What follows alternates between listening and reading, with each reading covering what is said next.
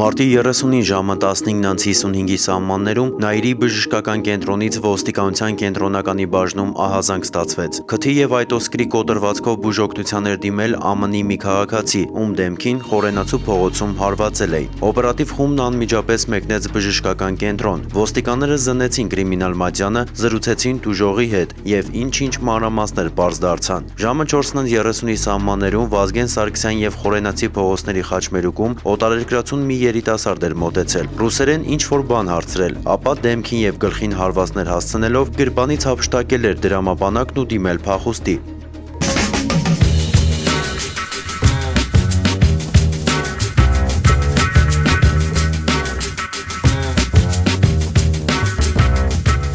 Դրամապանակում 10,000 դրամ էր եւ բջջային հեռախոսը։ Տուժողը մոտ էր ապրում, մի կերպ տուն էր հասել ու ժամեր անց դիմել հիվանդանոց։ Իրավապահները սկսեցին անհրաժեշտ միջոցառումներ ձեռնարկել։ Հետախուզական աշխատանքներին կենտրոնականի բաժնից բացի մասնակցում էին նաեւ ոստիկանության Երևան քաղաքի վարչության ծառայողները եւ համագործակցությունը կարճ ժամանակում ցանկալի արդյունք տվեց։ Դեպքի հաջորդ օրը ոստիկանության Երևան քաղաքի վարչությունում տեղեկություններ ստացվեցին այն մասին, որ իշալ հանցագործությունը հնարավոր է կատարած լինի նախկինում մի քանի անգամ դատապարտված Մարտին Միքայելյանը, որին էլ նույն օրը Խանջան փողոցից հայտնաբերեցինք եւ բերման ենթարկեցինք ոստիկանության կենտրոնականի բաժին։